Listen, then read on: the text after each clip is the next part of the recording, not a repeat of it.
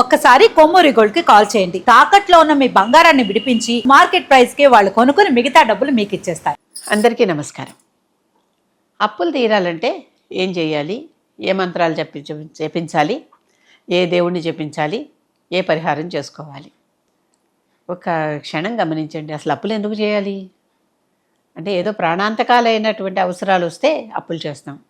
కానీ విలాసాల కోసం, విహారాల కోసం అనే మాట ఎందుకు వాడుతున్నా అంటే, అప్పు చేసి తీర్థయాత్ర చేస్తే, అంటే దేవతాలయానికి వెళ్ళినప్పటికీ కూడా విహారం అంటే తిరగటంలోని భాగమే కదా ఇదంతా కూడా.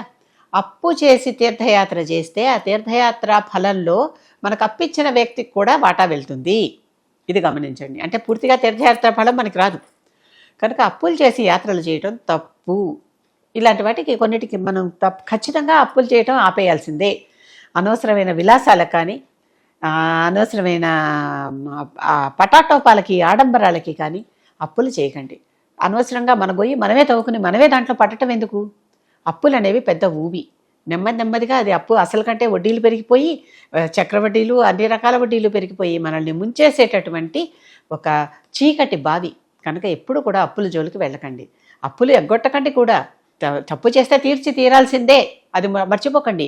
ఎందుకు ఈ మాట అనాల్సి వస్తుందంటే, నేను అప్పులు తీర్చకుండా కనుక మనం ఏ విధంగా అయినా మరణించినా తప్పించుకుని, తెలివిగా వాడికి అప్పు బాగా ఎగ్గొట్టాం కదా, మనం ఎంత తెలివిగల వాళ్ళం కదా అని అనుకుంటారే, దీనికి 10 తర్వాత జన్మల్లో అయినా మీరు తీరవలసిందే. అంటే వాళ్ళ ఇంట్లో కుక్కగా పుట్టో, పశువుగా పుట్టో, వాళ్ళ పిల్లాడిగా పుట్టి వాళ్ళకి సేవలు చేసో, లేకపోతే వాళ్ళనే మనం పిల్లలుగా కానీ వాళ్ళ మలమూత్రాలు కడిగి తుడిచి వాళ్ళని పెంచో, అర్థమవుతుంది కదా. ఏదో ఒక రకంగా వాళ్ళకి దాసిగా పుట్టో, వాళ్ళకి సేవకుడుగా పుట్టో, వాళ్ళ కాళ్ళు పిసిగే వాళ్ళుగా పుట్టో, తప్పనిసరిగా ఈ రుణం ఈ జన్మలో కాకపోతే మరో జన్మల్లో అయినా తీర్చుకోవలసిందే. రుణం ఎప్పటికీ నశించదు, తీరిస్తేనే పోతుంది.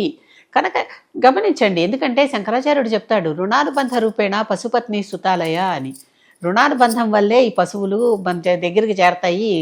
ఈ భార్య, భర్త, పిల్లలు, సంసారం, బంధువులు అనుకుంటామే, ఇవన్నీ మన చుట్టుపక్కల ఉన్నవన్నీ మనకి రుణాలను బట్టే చేరతాయి. లేకపోతే రుణం లేకపోతే అసలు ఒకళ్ళతో ఒకళ్ళం కలవం. ఆ రుణాలను బట్టే కలుస్తూ ఉంటాం. ఎవరో మన అప్పు ఎగ్గొట్టేసి ఎంత బాగా ఎగ్గొట్టాను కదా అని ఉబ్బి తబ్బిబ్బైపోయేవాళ్ళు, మహదానందపడిపోయేవాళ్ళు, సంతోషపడిపోయేవాళ్ళు. గమనించండి, ఈ అప్పు ఇప్పుడు కాకపోతే ఇంకొకసారైనా వాళ్ళ కాళ్ళు నాకైనా సరే తీర్చుకోవాల్సి వస్తుంది. అది మర్చిపోకండి. కనుక ఈ రకమైనటువంటి బాధలు ఉంటే కనుక అనవసరంగా అప్పులు చేయకండి. అప్పులు చేశాక దాన్ని తీర్చాల్సిందే. కష్టపడైనా సరే తీర్చాల్సిందే. తీర్చకపోతే మీకు దాని నుంచి పరిహారం లేదు. పరిహారం ఏమిటి అని అడుగుతున్నారు. తీర్చటమే పరిహారం. ఇంకా దేవత కాళ్ళు పట్టుకుని, నా వల్ల కావటం లేదు అమ్మ దేవత, నాకు ఎలాగోలాగా అప్పు చేసిన డబ్బు తీరేలాగా నాకు సహాయం చెయ్యి అని దేవత కాళ్ళు పట్టుకోవటం. అంతే కదా. ఏ దేవతనైనా మనం అవసరాల కొద్దీ ప్రార్థిస్తామని చెప్పుకున్నాం కదా. కనుక ఇటువంటి వాటిల్లో మన దగ్గర ఆపదుద్ధారక స్తోత్రాలు ఉన్నాయి, రుణ విమోచన స్తోత్రాలు ఉన్నాయి. మీరు రుణ విమోచన స్తోత్రాలు అని ఇంటర్నెట్లో కానీ ఏదైనా పూజా పుస్తకాల్లో కానీ సెర్చ్ చేస్తే చక్కగా అంగారక రుణ విమోచన స్తోత్రం, గణపతి రుణ విమోచన స్తోత్రాలు ఇలాంటివి కనిపిస్తాయి.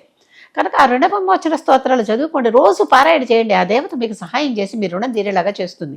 అంటే ఏదో రకంగా మీ చేత పని చేయించో, వాళ్ళకి మీరు వెళ్ళి కాస్త కట్టుబడి వాళ్ళకి ఉచితంగా పని చేసి పెట్టి అప్పు తీర్చుకోవటమో, లేకపోతే ఇంకెక్కడైనా పనిచేసి డబ్బు సంపాదించి అది వాళ్ళకి అప్పు తీర్చటము, ఇలాంటివి చేస్తారనమాట. లేకపోతే వారికి ఇంకేదైనా అవసరం వచ్చినప్పుడు మీరే వెళ్ళి ఎదురు ఆదుకోవటము, ఏదైనా జరిగి ఆ రుణ పరిహారం అక్కడికి అవుతుంది. ఈ దేవత మూర్తులను పూజించడం వల్ల మనకు కలిగేటటువంటి లాభం. అంతేగాని అప్పగొట్టేసి హ్యాపీగా అమ్మయ్య ఎగ్గొట్టేసాను అనుకోవటం మాత్రం కాదు. చాలామంది ఈ పనులు చేస్తారు. దానికి తగ్గట్టుగా అంత పరిహారం, దానికి రెట్టింపుల పరిహారాలు చెల్లిస్తారు తర్వాత. కనుక మొదట్లోనే చేసేసుకుంటే అయిపోతుంది కదా. అప్పు చేయకుండా ఉండటం ప్రథమ ఉపాయం. చేశాక తీరటం రెండో ఉపాయం. లేకపోతే తప్పనిసరిగా కష్ట నష్టాలను ఎదుర్కోవలసిందే. ఇంకా ఆపదద్ధారకస్తూ ఇవన్నీ మనకు ఆపదలు కదా. అప్పులు కూడా దరిద్రాలతో, అష్టదరిద్రాల్లో ఒకటి అప్పులు, రుణాలు. కనుక ఈ ఆపదలు తీరాలంటే ఆపదద్ధారక స్తోత్రాలు ఉన్నాయి. దుర్గా ఆపదద్ధారక స్తోత్రం, ఈ రామ ఆపదుద్ధారక స్తోత్రం, ఇలాంటి ఆపదుద్ధారక స్తోత్రాలు కూడా ఉన్నాయి. ఆ దేవతలను కూడా ధ్యానించండి. వాళ్ళ ఆపదలను మీ నుంచి నివారిస్తారు. ఇవన్నీ ఆపదలే కదా. ఏదో ఒక పెద్ద ఆపద వచ్చింది, దానికోసం అప్పు చేసాం.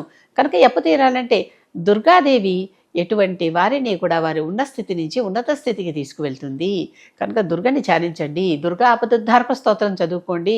అమ్మా దుర్గా, నీవే మాకు దిక్కు, నీవు తప్ప ఇంకెవరూ లేరు, నువ్వు మమ్మల్ని చక్కగా మా స్థితిని కాపాడుతూ మమ్మల్ని రక్షిస్తూ ఉండమ్మా, మేము చేసిన తప్పుల్ని క్షమించు, ఆ తప్పులు మా తీరే మార్గం చూపించు, తప్పులంటే అప్పులే, ఆ అప్పులు తీరే మార్గం చూపించు, ఆ అప్పుల్ని ఏ విధంగా తీర్చుకోవాలో ఆ దారి కూడా నువ్వే చూపించు, మాకు తెలియటం లేదు అని వేడుకోవటమే.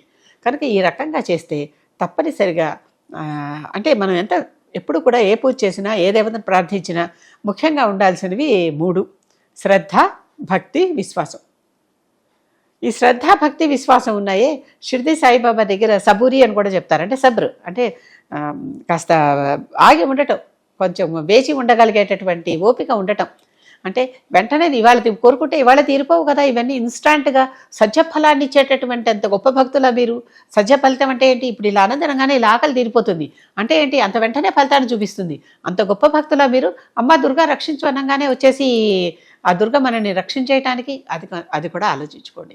కనుక ఇవన్నీ ఆలోచించుకొని కొంత సమయం పట్టచ్చు దానికి, కొన్నాళ్ల పాటు మీకు ఆ కర్మ విమోచనం, కర్మ పరిపాకం అయ్యేదాకా మీరు అది ఆ పారాయణలో, ఆ స్తోత్రాలో, ఆ పూజలో చేయవలసి రావచ్చు. కనుక అవన్నీ చేయండి. కనుక శ్రద్ధ, భక్తి, విశ్వాసం, ఓపిక, ఈ 4ని మీరు కలిగి ఉండండి. ఈ 4 కలిగి ఉండి దేవతని నమ్మి, విశ్వాసం అంటే అదే కదా, ఆ దేవత తప్పనిసరిగా నన్ను ఈ కష్టాల నుంచి బయటపడేస్తుంది, ఈ అప్పుల నుంచి బయటపడేస్తుంది, ఈ అప్పులు తీరేటందుకు కావలసినటువంటి సంపాదనా మార్గాన్ని, ధర్మ సంపాదన మార్గాన్ని మనకి ఇస్తుంది అని. ధర్మార్థ కామ మోక్షాలని పురుషార్థాలు అంటారు. పురుషార్థం అనే మాట పురుషుడు, స్త్రీ, పురుషులందరికీ వర్తించేటటువంటి పదం. ఈ పురుషులు అనేది మనం ఇప్పుడు కేవలం మేల్ అనే పదానికి అనువాదంగా వాడుకుంటున్నాం. సంస్కృత పదాలకి సరైన అనువాదాలు మన దగ్గర ఇంగ్లీష్లో లేవు.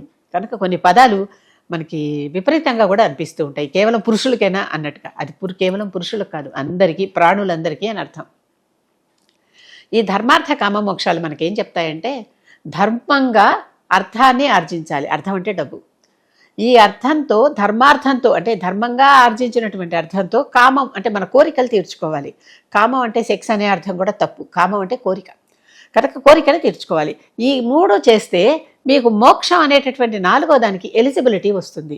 అప్పుడు ఈ మోక్షాన్ని మీరు పొందగలరాలి. ఈ 3 చేస్తే ఎలిజిబిలిటీనే, అంటే మోక్షాన్ని కోరుకునేటటువంటి అర్హత వస్తుంది. తీరుతుందా లేదా మన మిగిలిన ప్రవర్తన మీద ఆధారపడి ఉంటుంది, మన యోగ్యత మీద ఆధారపడి ఉంటుంది, మన పాత ప్రారంధాల మీద ఆధారపడి ఉంటుంది, మన ఈ జన్మల క్రియాకర్మాల మీద ఆధారపడి ఉంటుంది.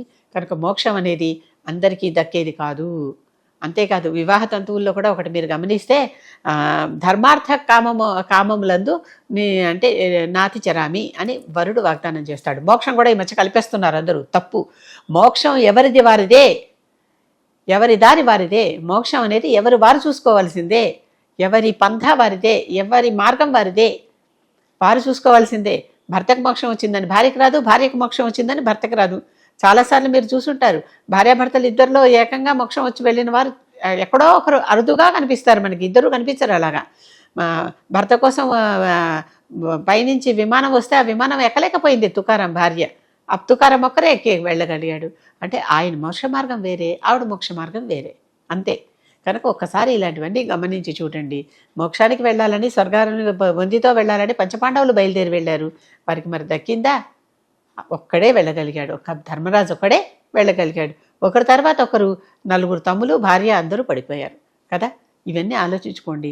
కనుక ధర్మార్జనతోనే మన అప్పులు తీరాలి. అప్పుడు మాత్రమే మనకి దీని నుంచి ముక్తి లభిస్తుంది. అప్పుల వలయం నుంచి మనకి పరిహారం లభిస్తుంది, మోక్షం లభిస్తుంది. మోక్షం అంటే మరి ఆ మోక్షం కాదు, అప్పుల నుంచి బయటపడటం అనేటటువంటి మోక్షం, అది లభిస్తుంది. కనుక ధర్మార్జన ద్వారా తీర్పించమ్మా, తీర్పించు స్వామి అని దేవుణ్ణి వేడుకోవటం దానికి అన్నిటికీ సరి అయిన ఉపాయం. కనుక రుణ విమోచన స్తోత్రాలు చదువుకోండి, ఆపదుద్ధారక స్తోత్రాలు చదువుకోండి. ఇది సంగతి.